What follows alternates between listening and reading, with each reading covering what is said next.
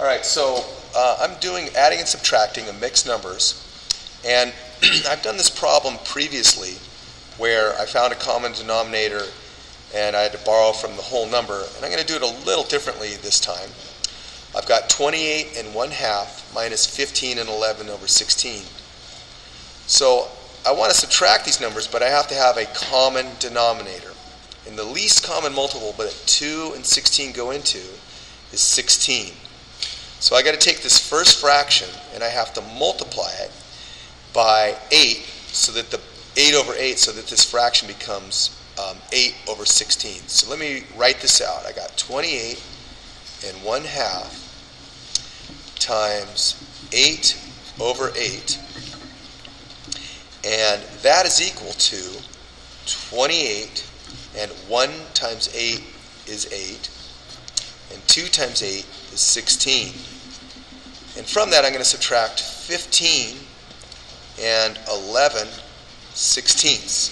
So I'm just going to bring it over, 15 and 11 sixteenths. Now, in a previous video, I borrowed from this 28 because I can't subtract 11 from 8. Another way of doing this is turning this improper fraction, or this mixed number into an improper fraction. And the way we do that is we multiply 16 times 28. So I'll do the math up here. I got 28 times 16. 6 times 8 is 48. 6 times 2 is 12.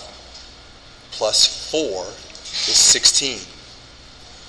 So I put my 16. I add a 0. 1 times 8 is 8. 1 times 2 is 2. Now I add these, and I've got 8. 6 and 8 is 14. Carry the 1, and I got 2, 3, 4. Okay, so that is 16 times 28 is 448. Now, I have to add 8 to it. Okay, so 8 plus 8 is 16. Carry 1, that's 5. I bring down the 4, that's 456. So this upper fraction now becomes 456 all over 16. Now I got to turn this mixed number on the bottom into an improper fraction. So I'm going to, again, multiply 16 times 15. Here's 16, here's 15. Do my multiplication. And I have 5 times 6 is 30. Carry the 3. 5 times 1 is 5. 6, 7, 8. Add my 0. 1 times 6 is 6. 1 times 1 is 1. I add these up. I got 0.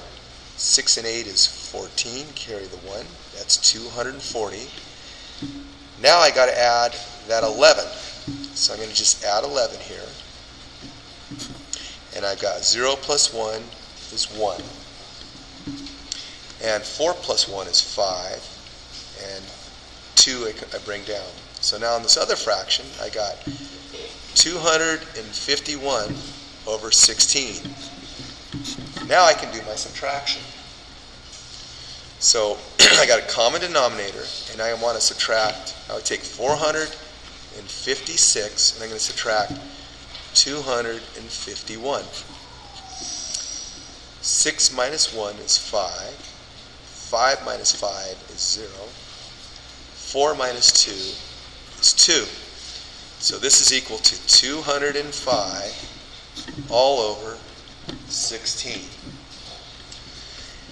Now I want to take this improper fraction and I want to convert it back to a mixed number. So what I do is, this helps people remember what goes in the division house. So I'm going to put my division house here. I draw my little cloud. I have it rain on the fraction. The 205 wants to go inside the division house. And the denominator, the 16, wants to go outside. All right. So now I want to find out how many times 16 goes into 205. And that's a guess. So I could round this to 20.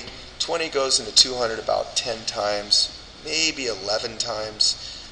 It's a guess. So I'm going to take 16 times 11, and 1 times 6 is 6. 1 times 1 is 1. And 1 times 6 is 6, and 1 times 1 is 1. And I got 6. That's 7. That's 176. That'll go in maybe 12 times, maybe 13. Let's try 13. Yeah, that's 80. Yeah, it'll be close. Okay, 3 times 6 is 18. 3 times 1 is 3. Plus 1 is 4. And I put a 0. 1 times 6 is 6. 1 times 1 is 1. That is 10. It's 208. So it's a little overshoot, but at least I know it goes in 12 times. So 16 times 12. Let me raise this up here. 2 times 6 is 12. 2 times 1 is 2, plus 1 is 3. And this is 16. Add it up. That's 192. So now I do my subtraction. 5 minus 2 is 3. I got to borrow 1 from this 2. That's 1. That's 10. That's 13. And so I've got 12. This is my whole number. That's my whole number. 12. And this is the numerator. Okay, this is the numerator, which is 13. And this is my denominator right here.